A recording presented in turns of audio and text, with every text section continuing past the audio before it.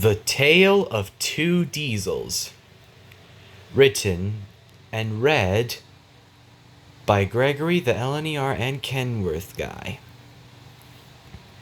It was Halloween on the island of Sodor, and all the engines were gathered at the yard, each telling ghost stories. And surprisingly, even Arry and Bert were there. Since they changed their ways, they were invited to come. Wow, I'll tell you, Bert. This is one big party. Couldn't have said it better myself. Thomas liked that Arry and Bert were enjoying the party. When the engines had told their stories, Thomas looked over to Arry and Bert. Say, do you two have stories to tell? Arry looked. Well, we've got one, he said.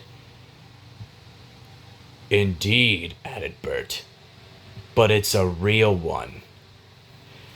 What could be so real about your stories? Sniffed Spencer, who was visiting once again from the mainland with the Duke and Duchess of Boxford. You think it's time we told them? Arry asked his twin. Yeah, said Bert.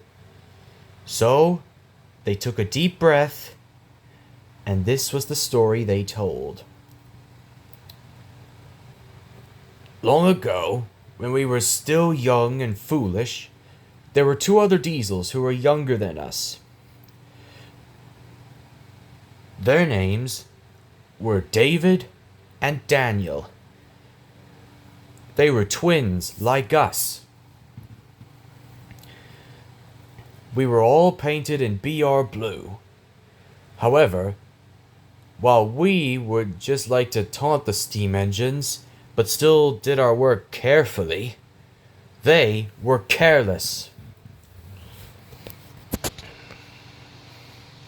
And one day, they were purchased by a foundry at Barrow,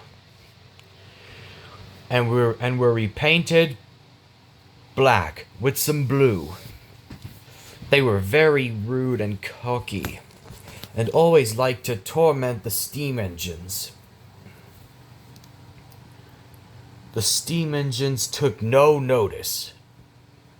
One day, a tank engine was dropping off some steel. Daniel pulled up alongside. Better be careful, said Daniel. Otherwise, you'll get yourself scrapped. The steam engine just glared, and he puffed away without another word.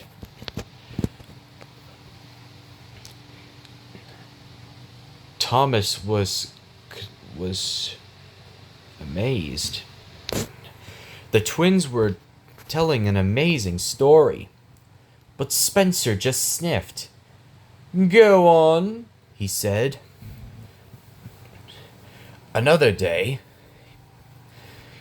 little did the twins know, their recklessness would soon get the better of them.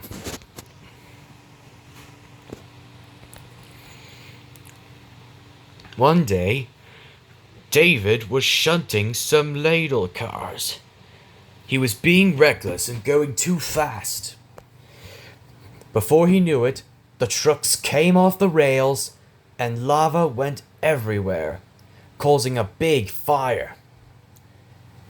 David and Daniel were in shock.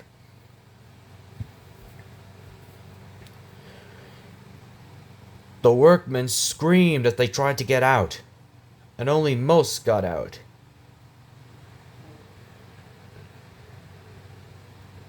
Daniel, who still had enough fuel, was almost able to get out. But David couldn't move. Soon, there was an explosion, knocking Daniel off the rails and taking David with it. I'm sorry to say that while Daniel survived, who had just been knocked out from the accident, David was wrecked and was never repaired. Eventually, another diesel came to take David's rusted remains away and took it to a scrapyard on the mainland. When Daniel woke up, he was in the works. They told him he had been knocked out. And soon Daniel was repaired and repainted in BR green, and now works on a railway far away. The engines gasped. They had never heard of such a horrific story. Even Spencer was in shock.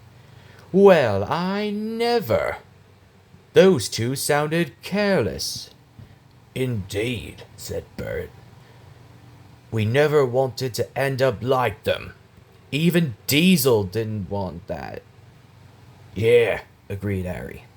And that is why you never act like our fallen younger brothers. Well, one of them is dead and the other is alive.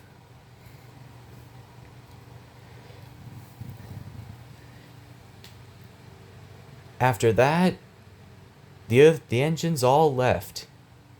Arry and Bert still wondered to themselves if the spirit of David was still around. They were just glad that Daniel was still alive, but they were sad that David was no more.